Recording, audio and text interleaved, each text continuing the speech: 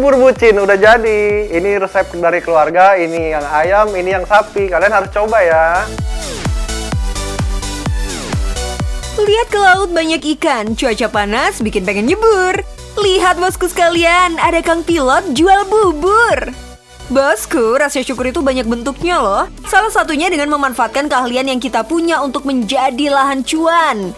Seperti Mas Ronald nih, keahlian menerbangkan pesawat bikin dia happy banget jadi pilot.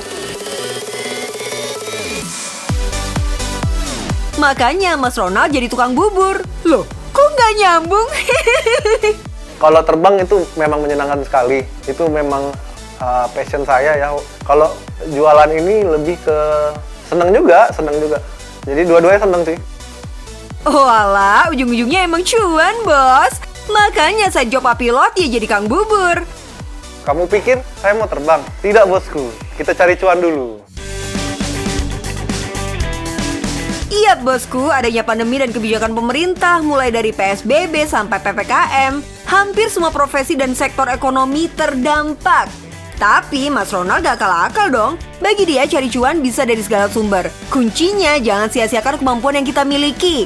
Awalnya bubur bucin tuh dari resep orang tua ya. Kita makan dari zaman kita kecil. Lalu kita kepikiran aja kemarin pas lagi pandemi, lalu kita coba usaha untuk usaha bubur. Kenapa kita usaha bubur? Karena kalau bubur itu makanan sehari-hari masyarakat ya. Nih, kalau lihat bahan-bahan ini pasti bingung kan? Bubur kok toppingnya gini? Ayamnya bukan disuir tapi dicincang dan dibumbuin khas bubur bucin.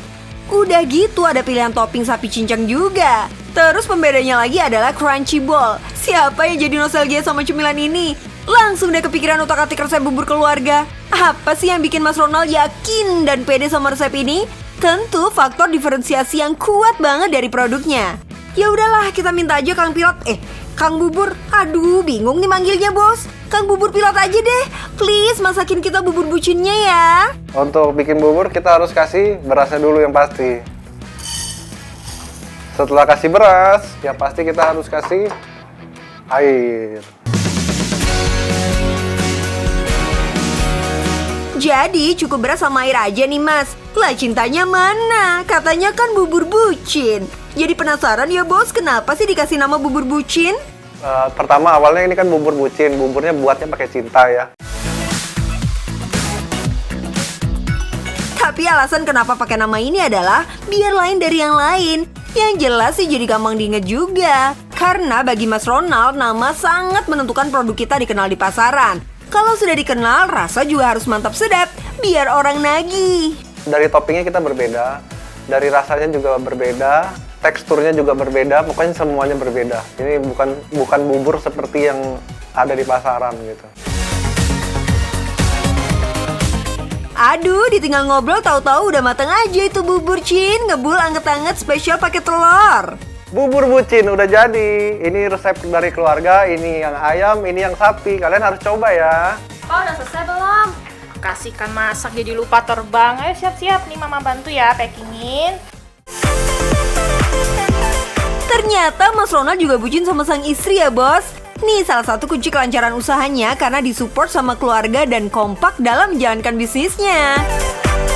Ayo kita antar bubur, skuih.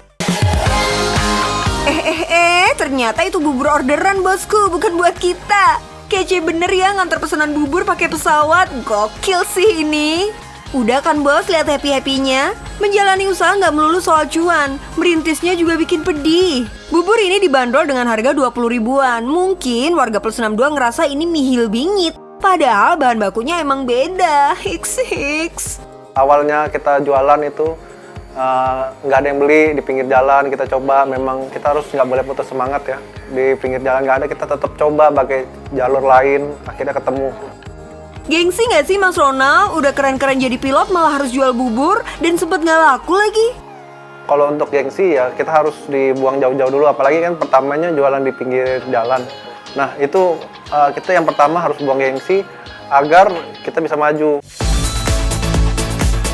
Apa itu gengsi bosku? Demi cuan, Mas Ronald terus cari jalan untuk memperkenalkan buburnya. Jualan depan rumah pakai aplikasi ojek online adalah jalan ninja. Dan tahu-tahu yang antri segini banyak. Udah gitu banyak yang review di sosmed juga. Terharu gak sih? Gak menyanyiakan kesempatan, 2 bulan kemudian langsung memikirkan SOP kemitraan. Dan setahun kemudian, tepatnya hari ini, Bubur Bucin sudah memiliki 60 cabang kemitraan. Wah, standing applause! Dari yang gak laku sama sekali, sampai sekarang sehari minimal 50 porsi. Kadang kalau lagi rame bisa sampai 200 porsi, bosku. Bayangin aja tuh berapa omsetnya. 50 porsi dikali 20 ribuan itu sehari. Kalau 30 hari? Kalau 60 cabang? Wadaw, jebol deh kalkulator. Dibelain trial and error, sempet gak bisa tidur tiap malam. Sekarang malah bisa jadi jalan cuan untuk orang lain. Yang bikin happy lagi, keuntungannya gak buat diri sendiri doang, tapi juga buat mitra yang bergabung. Jadinya maju bareng-bareng deh. Coba selama hampir sebulan itu untuk menyiasati agar rasanya sama di seluruh cabang. Untung bisa ketemu. Jadi sekarang udah standar semua. Dah lah bosku, buat kamu yang suka bingung mau usaha apa, bingung modalnya dari mana, kemitraan bisa jadi jalan ninjamu. Kalau untuk kemitraan kita 5 juta rupiah.